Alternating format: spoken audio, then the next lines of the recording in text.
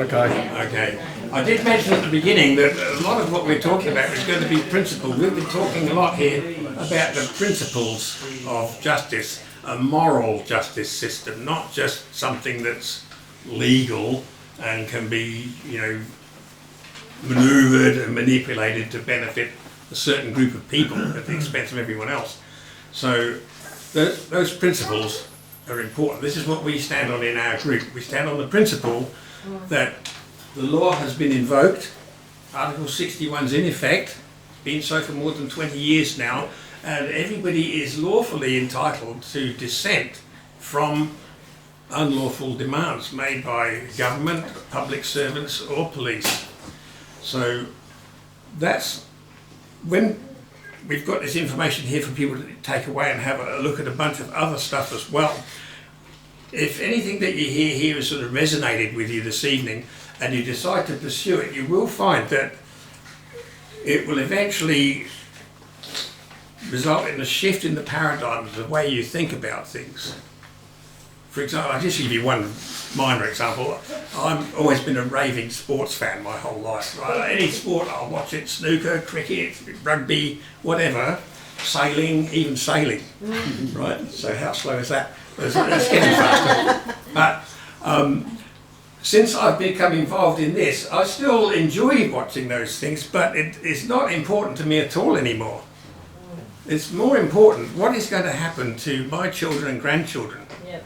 What sort of world am I going to leave them? My father went and fought in the war. My grandfather, 3 of my great uncles were killed in the First World War. They did that. Now they were conscripted against their will a lot of the time, but nevertheless they thought it was the right thing to do anyway. And they were fighting bullets and bombs. We at the moment only have to deal with words. So let's pick up our pens and do something before we have to fight with swords. Okay, so that's enough from me. So let's have some questions, and I'll get Ian probably to answer some of them as well. Because we went and seen a meeting the other night with Rod Carlton and Graham Hood, and they're talking about getting, because he knows all the laws and all that Rod Carlton, and he's got a petition going now you can sign and try and do with the government saying they're totally illegal, and they're trying to do it the right way, say you've got to disband them. But they're trying to get the petition going, a lot of people, as many people as possible to sign it. They want at least 100,000 to give it to the King in England. Right. And get to do something about it, what's going on. It's totally illegal what's going on. Okay, well, do you want to go with that one, Ian? Well, the thing is, they've done these petitions before, they've gone through all the rest of it, but the problem is there's not enough people to say no. They, like I said before, they control the guns. Yeah. Right? What we've got to do is we've got to educate people in this, in the law, in the natural law, and once you understand that, then you can use that power to start writing letters and getting under their skins. Politicians will fold like a deck of cards when there's enough people.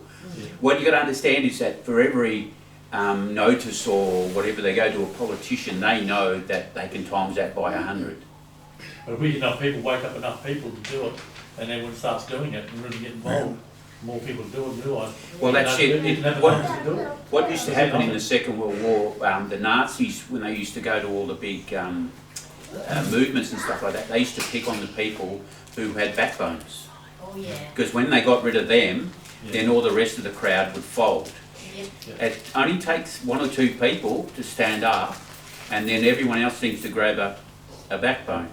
And then, see, the thing is, once there's that critical mass, then it's all over. Yeah. It's as simple as that. There's a lot of common law people out there that we agree a lot with, but they're always fighting each other.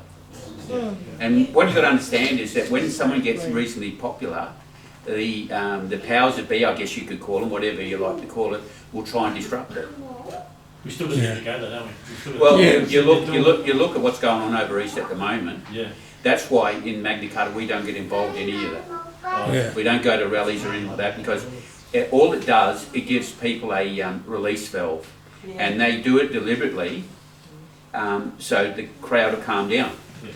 Well, the rallies aren't having no effect at the moment. Yeah. So more has got to happen. Then we've got to try and get something together. People say, look, enough people to say get the hell out. Yeah, maybe I could come in there. We've had rallies and petitions for the last 50 or 60 years. Have things got any better or have they got worse? And the point is, this is the first chance that we've had as Crown subjects. We don't use the word citizens, we're Crown subjects. A citizen is someone who belongs to a municipality by permission. They've been granted permission to live there. We are Crown citizens and we're equal. The King's only a Crown citizen, right? He's not got any more authority to order us to do anything than I have to order any of you to do anything. So the government, or these people that are masquerading as the government at the moment, they just ignore these things. They think, well, look, we know that they think among themselves, we know we're not legit. It's just the punters out there don't know. As long as they don't know, we can just keep the gravy train rolling. Yeah, that's right. Yeah. Get money. So our job that we see is to educate people. There's a proper lawful way to do it, but they haven't got an answer, because when they get into, even if you get into a court situation, there's cases where, you know, magistrates and judges just won't, sometimes the case just goes away. They can't lie.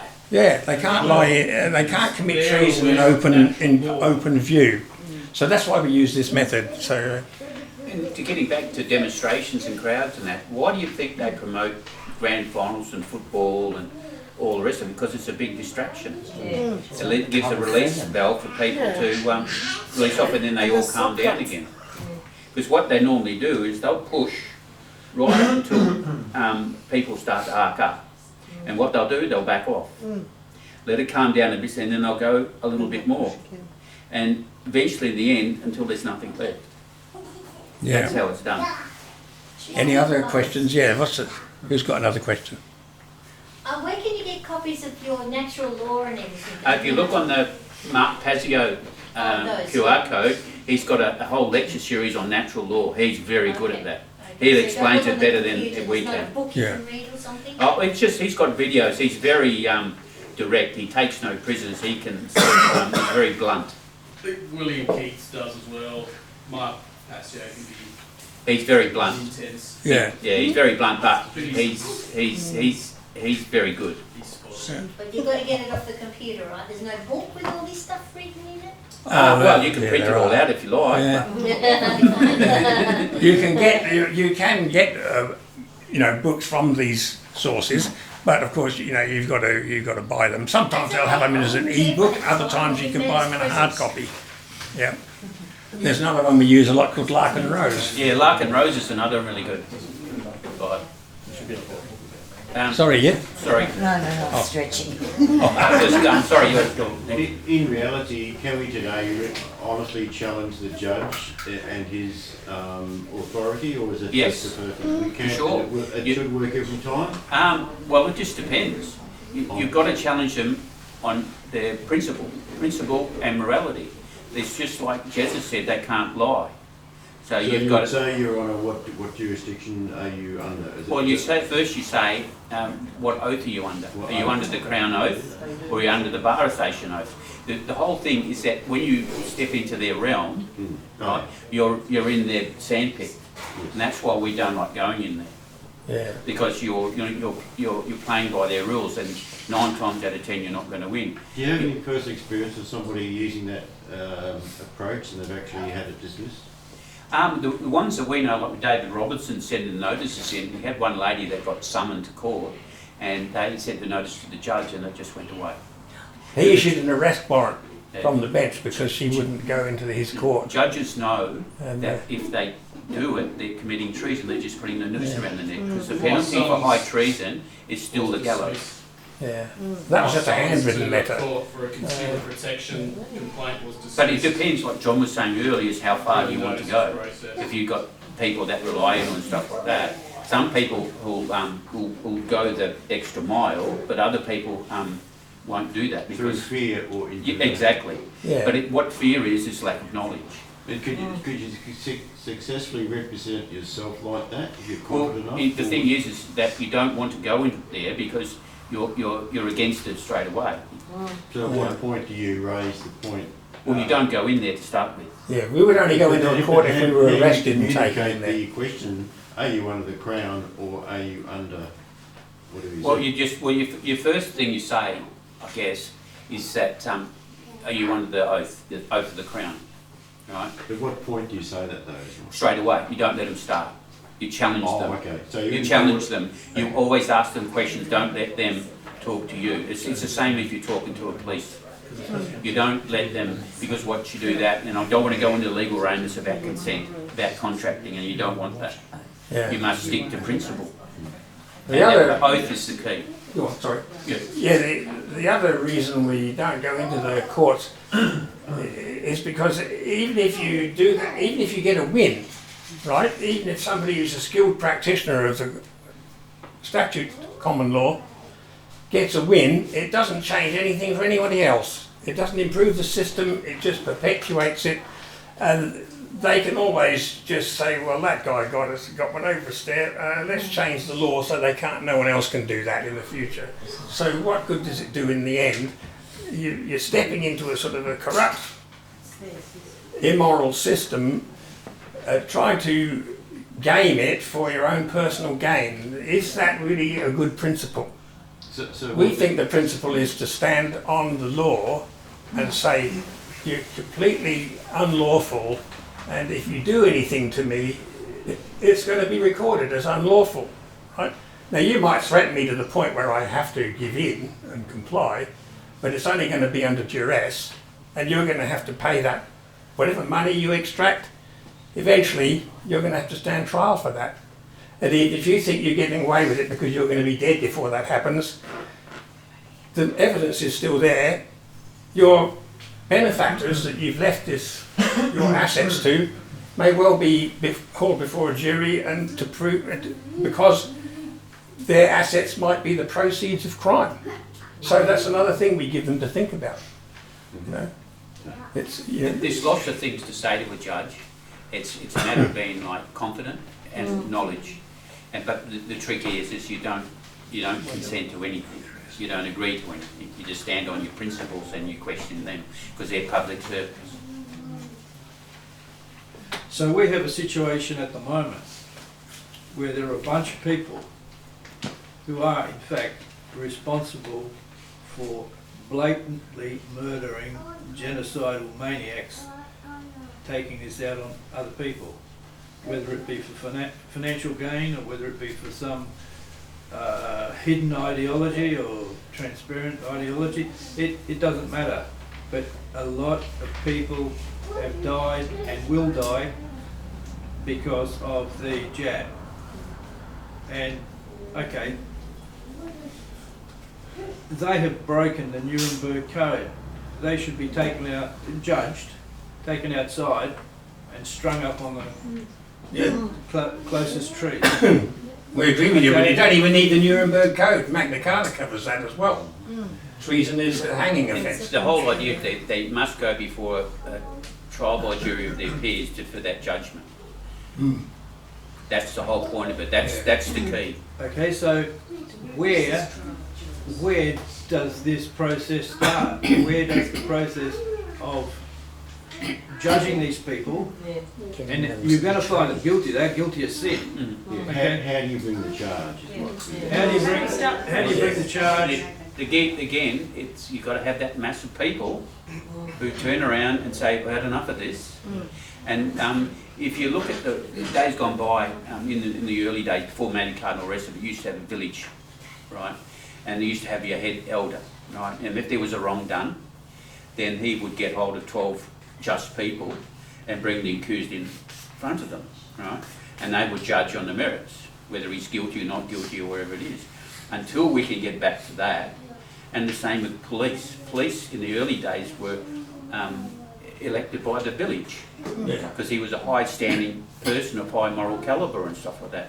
And he was invested with the powers of arrest, but that's for the common law because they can only arrest if there's a victim. Right? Yeah. And they're not doing it, they're all breaking their oaths. And I know it's not answering your question, but to get back to that, it's that the whole system is rotten. right? We need And to we've get all the got to, numbers, yeah, we've all got to stand up Yes. and say no more. There's 20 odd million of us, and we certainly can.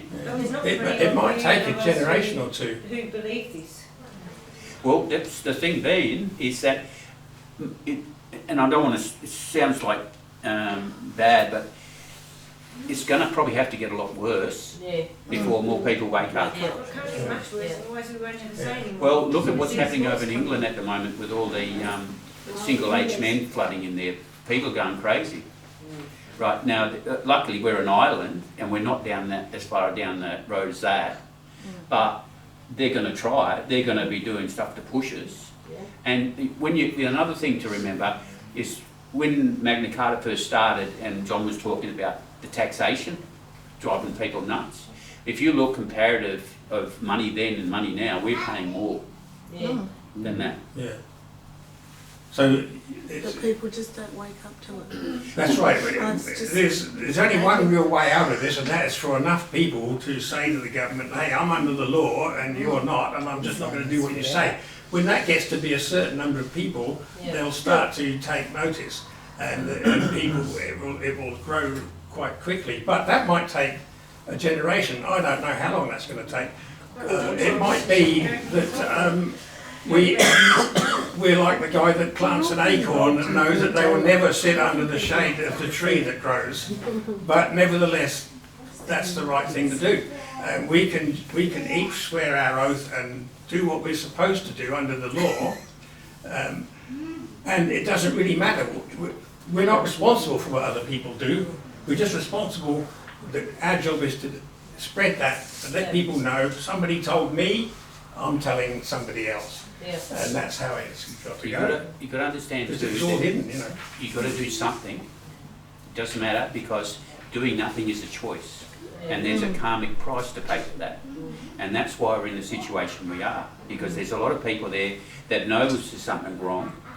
But they don't know what, do And they? that, well, they do, but a lot of people like to be controlled, like to be told what to do. Yeah, they do. But to be free, it costs. Yeah. So I was just thinking it might be worthwhile just saying how simple it is to actually do the oath as a starting point, which is all I've done so far.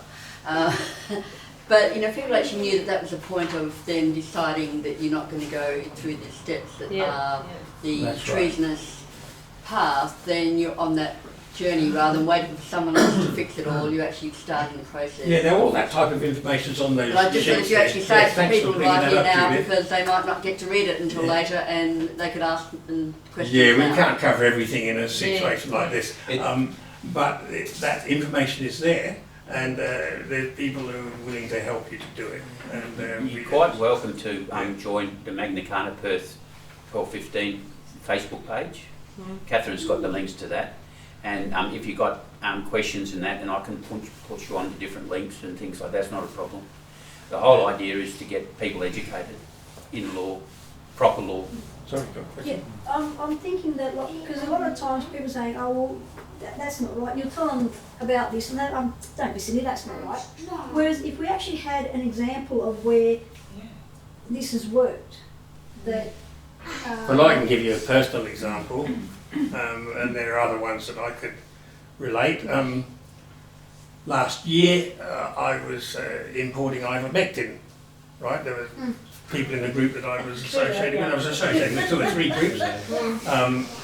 So the ABF seized a couple of consignment. They seized one consignment, and I didn't order any more. I got this notice from the TGA. I did videos on this. You can find them in the link to my channel on YouTube. They demanded that I produce a doctor's prescription enabling me to import these things, otherwise I was behaving unlawfully. So I sent them the notice, right, and I wrote them a rebuttal letter as well, saying, no, it's you that's behaving unlawfully. You're talking about legal. I'm talking about lawful, right? What you're trying to do, you actually stole my property. I'm not hurting anybody by bringing these things in. It's nothing to do with you. So I went through the notices. There was a bit of backwards and forwards. after I'd got through the 5th notice and a couple of rebuttal letters, I never heard another peep out of the TGA, and but I did get another couple of notices from the Australian Border Force. Again, these weren't signed by anybody. There was no name or anything on them. they're not anymore. So I thought, who am I going to reply this? So I looked up and I did Wayne Freeman. He's the Deputy Commissioner of the Australian Border Force. So I put him on notice, sent him all the notices, and I said, you know, I sent him a covering letter saying, agency under your command are sending out unlawful demands. These are not lawful instruments. You need to address your agents to stop doing this and to behave lawfully. And I went through the whole notices with him, never heard a single thing, and never heard anything from either of them ever since. I still haven't got the tablets back, so I have sent them a letter saying, you know, that's all been recorded, and you will be paying for that eventually with damages. So how long ago?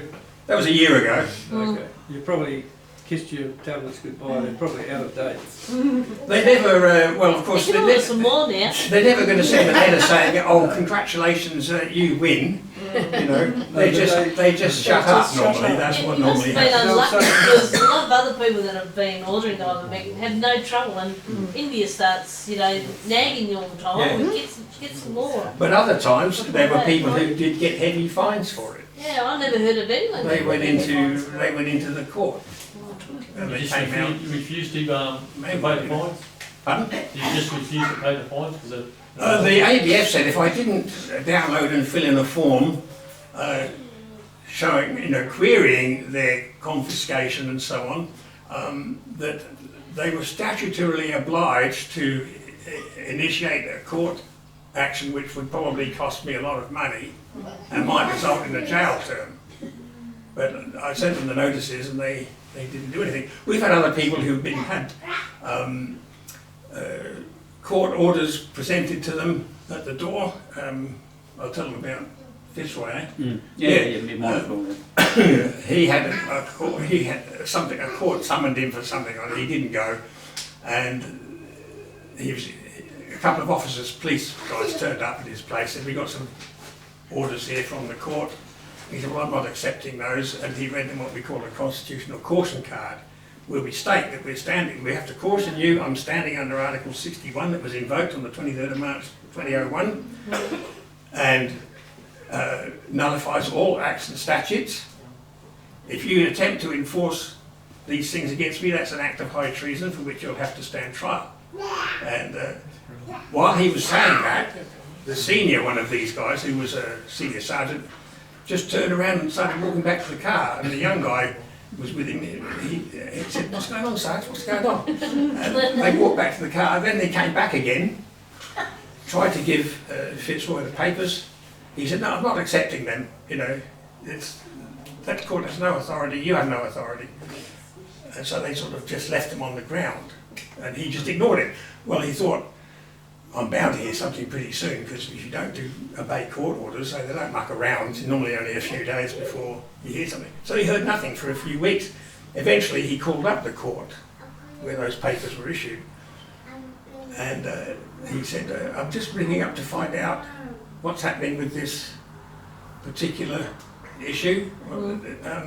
There was a sort of, hold on a minute, and there was a bit of rustling, and all that. After a minute they came back and said, we can't find any papers to do with you. It was just, they just put it in the shredder or the bin. Too hard basket. in Melbourne, the ones that got fined and that to go to those rallies, they were supposed to go and had no mask, and they're trying to fine them $5,000. I believe a lot of them got off those, didn't have to pay. Yeah, well eventually the governments did back down on a lot of those. There's a lady in Bunbury who got a fine for coming back over the border. And she contested it with the notices, and then eventually it all just went away. There's a website called Solutions Empowerment, which advises people how to tackle these sorts of things from the angle you're talking about. Are you aware of that website, and do you agree with that, or do you have a better one? I'm not aware of that website, so I couldn't say whether I agree or not. If it's in the legal realm, Magna Carta's not in the legal realm. Yeah. It's lawful. We deal only with the lawful. Yeah, that's what he does. It's called Solutions in Empowerment. You may be interested to have a look at it. I think it's what you guys are talking about. It's very helpful, very educational. I have heard of it, yeah. Yes, we don't know everything by any means, so we just know what we're doing, and so far it's been successful, and if enough people do it, then eventually the system will stop functioning because they won't be getting any revenue or not enough revenue, and they'll just have to ramp up the claims they make on other people, and that's just going to wake them up all the more quickly, isn't it? It's really the only answer is to stand under the law and say this is the law, you're only talking about legal. When I wrote to the TGA I said that, I said you're talking about legal things, legislation. That's subservient, it's a whole inferior jurisdiction to lawful. Lawful overrides legal. And they never answered me. Is there a book that gives you all the natural law thingy so you can just grab a book and read it quickly? Natural law, there's lots of different authors that you can grab and read, but I think for you to start, if you look at Will Keith's website, that it's on that QR code, or like Jesuit saying, but Mark Pazio might be a bit hard going, but I liked him because he was an ex-satanic priest who took him 8 or 9 years to break out of it all, and he takes no excuses because it's evil. Right? What he talks about with natural law, if you break it right down to one word, it means truth. Who's that Wayne? Mark Pazio. Okay. If you look at a word like morality, if you break that right down to a single word, that means truth as well. And if you look at principle, which is the principle means one that's most important, if you break that right down, that also means truth. So it all leads to the same thing. Yeah, sorry, go on. Which one did you say was the easier reading one? Mark Pazio. Oh, I thought you said that one was the heavy going one. Well, and the other one is Will Keith's. Will Keith. Constitution, something or other. Commonlawconstitution.org, that's a website. You can get Will Keith videos on there. If you go to the Magna Carta website, John had on here before, there's lots of links to those type of things as well. There's a nice little documentary on Magna Carta that's actually really good. It goes for about 70, 80 minutes. That website there. The English Will one. Keith, yeah. Oh, you probably would have seen it. So why is this not in textbooks? Like you say we should be educating. I mean, I'm a teacher and I can't educate anyone on this. They won't let you They educate won't let on you. it. They stopped it years ago. People only learn if they want to. There must be. Well then why is it out? Why are we running by it if no one wants to do it? Because they control the curriculum and they don't Exactly. want to. They don't Okay, want so to. what about English ones? Is it in an English library? Is it in Yeah, it is, but you got to find it. You got to look for it. They don't want you to know. They stop teaching it. Well, They that's stop why we've got teaching these because links they here, don't you want can us look to through know. those and they'll Well, I'm read a teacher and I'll go teach it, but I've got to know what it You'll be is that I'm teaching teaching. young kids how to give head shortly. That's what your job will be. That's where we're going. The first thing the kids need to be taught is that there is actually a thing called a constitution. You can't go much further than that with little kids. Once you get into the teens, you can start talking about other aspects of it. They Because took that out. it's got to They be, took it they out. need to be a certain mental age before they're willing to even talk about such things. If you can instill in them the principles of morality, which is the difference between a right and a wrong, Yeah. that's a very good start. Teaching them respect and morals. The freer a society are, the more moral the society is. Yeah. Yeah. As Marcus Aurelius said a couple of thousand years ago, that the more laws a society has, the more corrupt it will be. Yep. Well, Because they- it's a way of getting around things, isn't it? They also say in the legal thing, exactly the same what John says, they only put statutes and laws out to give criminals an idea how to get around them. Whereas if it's moral, then psychopaths can't get around with it because it's either right or wrong. They can't get around it. I'm hearing you saying if you get 10 people, you've got 10 people. If you get 50 people, you'll start to get some interest. If you get 1 million people, the government's got a problem. Exactly. Yeah, that's right. Now, that's exactly the same thing as Ricardo Bosi is saying. Yeah, but look at what Ricardo is. He's just the new boss, same as the old boss. he's right into, he's an order follower. He's a soldier, and they're taught, especially in the SAS, and stuff that they're taught to follow orders, right? And that's what he does. That's what his system is. Probably the best indication of how bad things have got is when when we consent to the idea of a government in the first place, which most of us do consent to some sort of administration, we do it for mutual security, right? We want somebody, we want to have something that if somebody tries to invade, we can defend ourselves. Or if there's a criminal running around in the locality, there might be some constables that can deal with that. That's the two main reasons why people, the average person, would subscribe to the idea of a government. But when it comes to having people control everything, outsource everything, like people have now outsourced their need for housing, for healthcare, for all sorts of. It got to the point just recently where people outsourced their conscience to the government by saying, the government will tell me what's right and wrong. What is the right and wrong thing to do? The government will tell me. Now, how more abject can that be than to outsource your conscience to a bunch of criminals? So we have to avoid that. We can do it on a personal level, and we just try to set an example and try to help other people. So there is help available. If those of you who are interested and want to know more, look up the sites, and I try to produce a video each week. This will be a video going up on YouTube. And just contact people in your area. There's people who are willing to help. We have a meeting every Sunday at the moment it's the Royal Cafe in Coburn. There's only a small number of us going there, but a select few. Yeah, there's a select few. Yeah. But anybody is welcome, and we're happy to help. Anybody wants to contact any of us on the websites. We'll answer. We have a Zoom meeting every Tuesday evening where we have Fitzroy from Melbourne come. We have people from all over Australia in that Zoom meeting. We usually got about 15 or 20 come in there. But that's been growing. When we started those off last year, there was just myself and Fitzroy.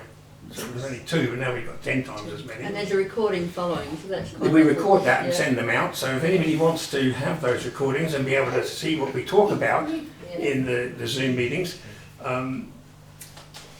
just send us an email. Contact us on one of those sites. You can contact me through my YouTube channel, Locked on Article 61, I think it's the 3rd one in there. Or you can go onto here and ask for help. Someone will reply and help you and show you this is what we do, this is what the oath looks like, and this is what, you don't have to use a particular type of oath, we just have one that is easy to understand. It's intent. All it means is intent. And then there are the notices that are available.